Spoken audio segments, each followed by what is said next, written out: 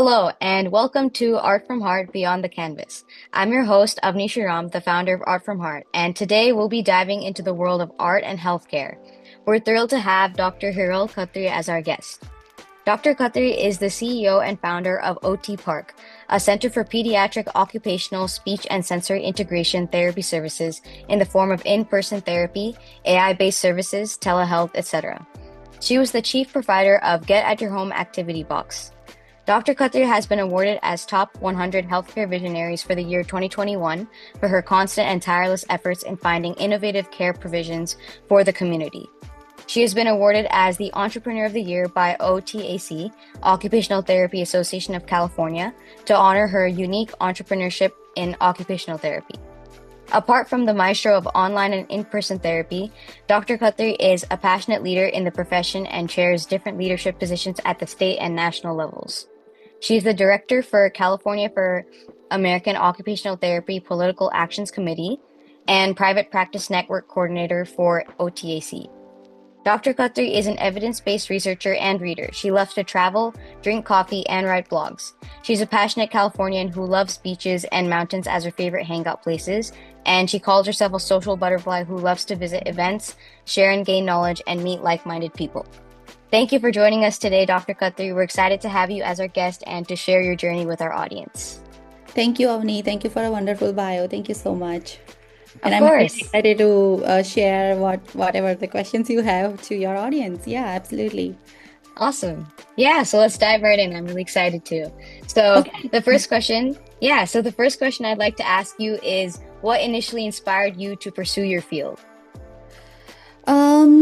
It's a very interesting question because I'm coming from a healthcare field. My parents were into the healthcare field.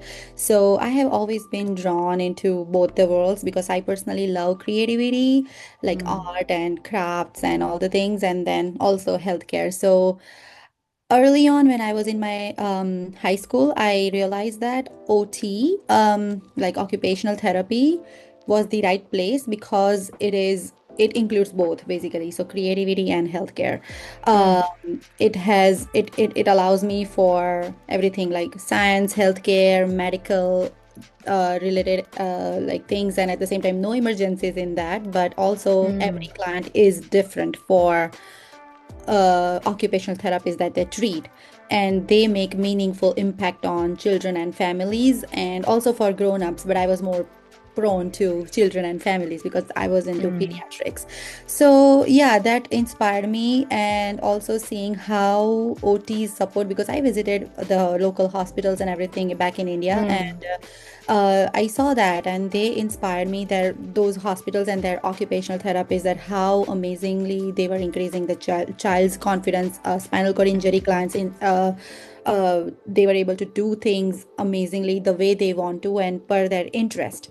So basically, all these things inspired me, and it was the right fit because I love creativity, creating new things for every client, and also I'm also in the healthcare because I'm technically providing them therapy. So um, mm. yeah, and everything together in general inspired me. And I was like, okay, I think OT is the field where I can go. So yeah, that was a little about it. Nice. Yeah, that's really cool because I started Art from Heart because I'm really interested in art, but Yes. and I'm in high school, but I actually want to pursue medicine when I'm older, so that's kind of my goal. So that's really interesting Yeah. to hear. Yeah, No, that's super absolutely. You can cool. see my gym in the back, so it's like we always do fun, but it's a therapy. Yeah, that's really cool. Yeah, and it Yeah. involves kids, so that looks super Uh-huh. fun. Yeah. Nice. Awesome. So I know you were kind of talking about how it combines healthcare with creativity. So I think this next question is kind of also more about that. So what are some areas that you draw inspiration from to be more creative in your work, and how does creativity connect with your field of work? In many ways, to answer in a very like a short way, because honestly, children themselves, because I'm a pediatric OT, so I would talk in that format because children always inspire me, and they are the biggest source for inspiration for me. every child comes with their own interest, their personalities, their challenges, and their incredible curiosity. So when we are treating, no, even though they have same diagnosis, no two children, same age, no two children are the same, having Mm, same interest. Or because some child 8-year old loves to read books and the other one loves to do art, so we have to plan their OT session in a way that they're inspired to do it and be that creative around their interest and their occupation, so that we can work on various therapeutic goals around that. So yeah, children mm, are the biggest source for inspiration to be more creative, because their interest and their willingness to do, their curiosity. And again, like OT is all about being inherently creative. So we have to constantly adopt new activities and their interests and tools to meet where they are, where our clients are. and mm, and that's why at OT Park also, like we do a lot of creativity using sensory rich activities and providing that environment, because some kids love to sit in the ball pit and do art, and some child loves to sit in a calming corner or in the tunnel.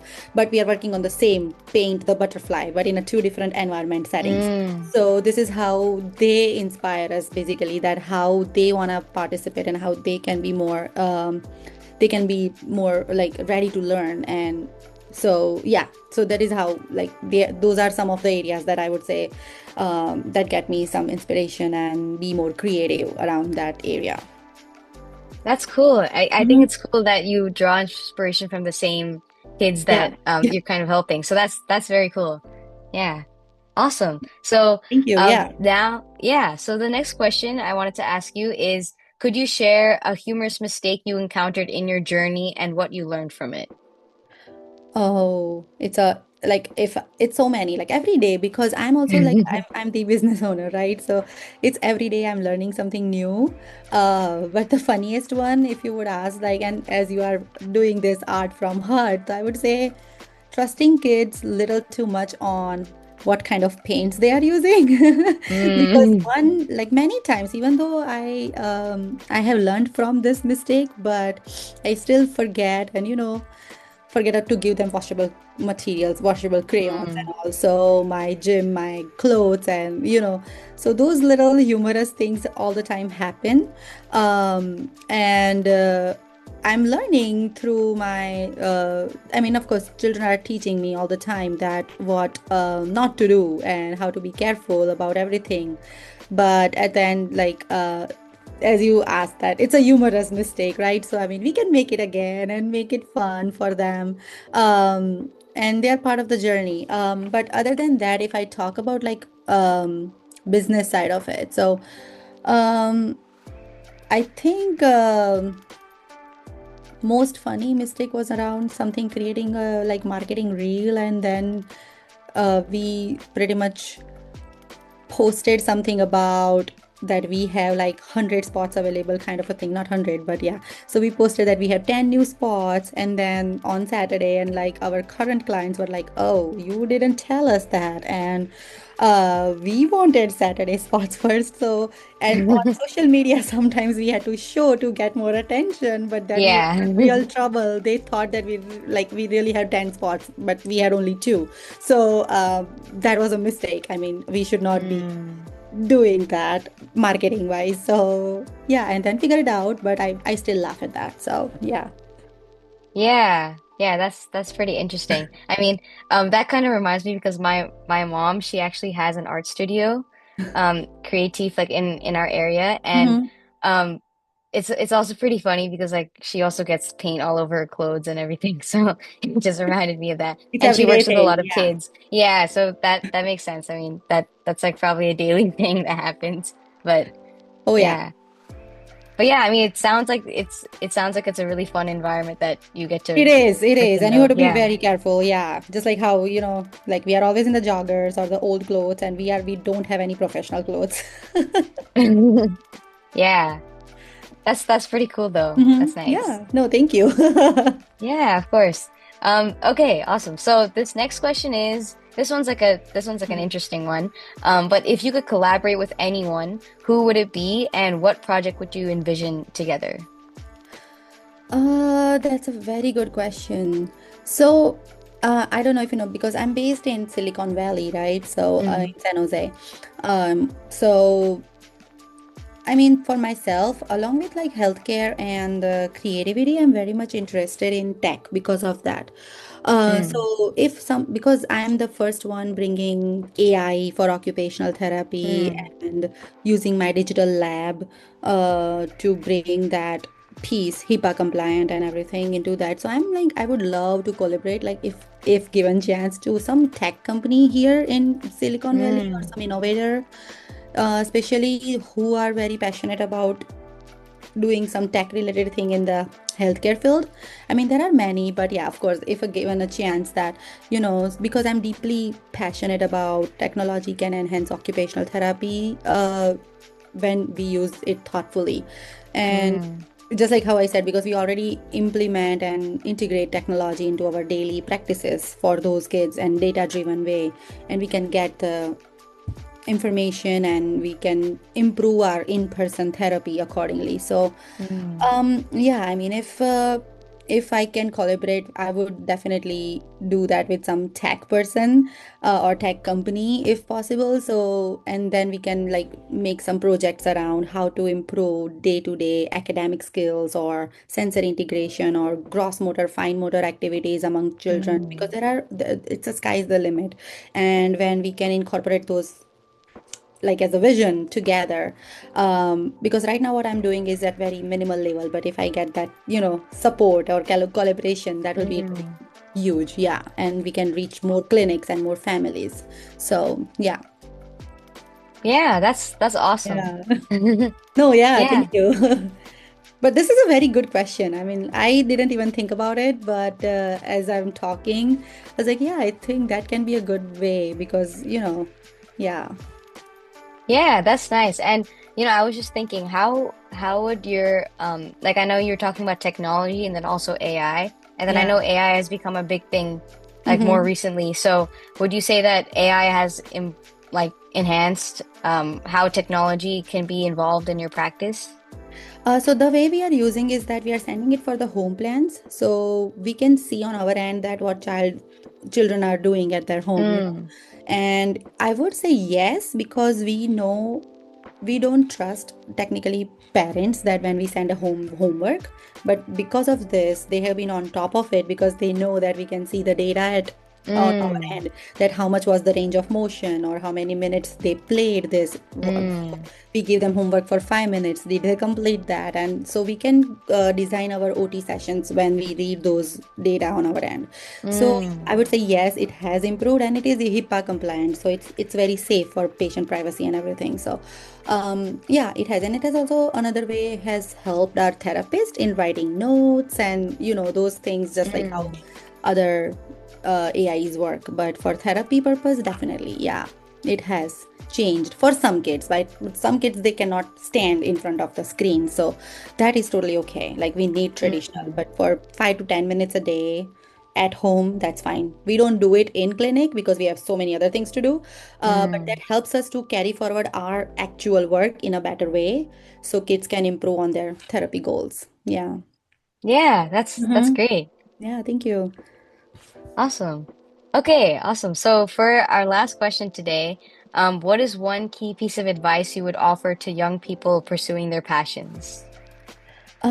My biggest advice is just like how everyone else must have told you guys everything, that keep going and even when it's hard, because that is the only key that I have heard from my mentors. Uh, Mm, Passion doesn't always feel exciting and consistency matters. So sometimes it looks like you're getting bored or nothing is coming out of this, but mm, learning from the mistakes and keep going. If you trust your vision or your passion that you no, I love this and I want to do this, then I truly believe that what you're doing, truly believe in that, and don't give up. So yeah, and I would say growth takes time, so give yourself time, especially when you are working like on a project or in a healthcare or kind of a thing. It always worth the effort, so keep going. That would be my advice. Yeah. Yeah, yeah, awesome. Thank you. I mean, Hmm. we just like asked this question because I mean, I'm a high school student and our club Yeah. is made of high schoolers, and it's like a confusing time because there's so many things to do that you could like different paths to choose in high school. So, and like what we want to do in college and everything. So, No, you're yeah. amazing. I love this confidence in you and the way you're doing the podcast interviews and everything. I'm really your fan now.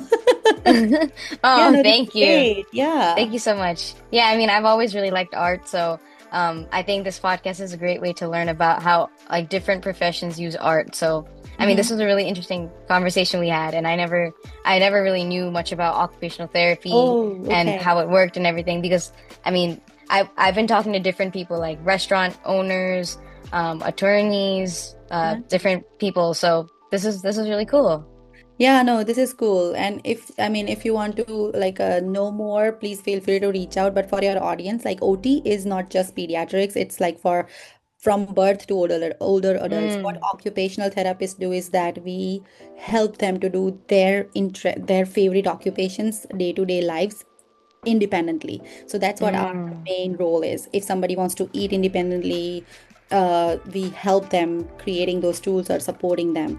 So it's not a boring therapy. It's like always fun, even for mm. adults. So yeah, it's that's what we do. So yeah. That's wonderful. That's really nice. Yeah. Awesome. Hmm. Well, thank you so much, Dr. Khatri, for sharing your incredible journey and your insights with us today. And it's really been a pleasure hearing about your experiences and the passion that you bring to healthcare and occupational therapy. And I'm sure that our listeners have gained a lot of valuable inspiration from your story. Yeah, And to thank everyone tuning you. in on the podcast, yeah, of course. Thank you for joining us on this episode of Art from Art Beyond the Canvas. And we really hope you enjoyed this conversation as much as we did. Be sure to subscribe and stay connected for more exciting episodes exploring the intersection of art and creativity in all its forms. Until next time, stay creative. Thank you.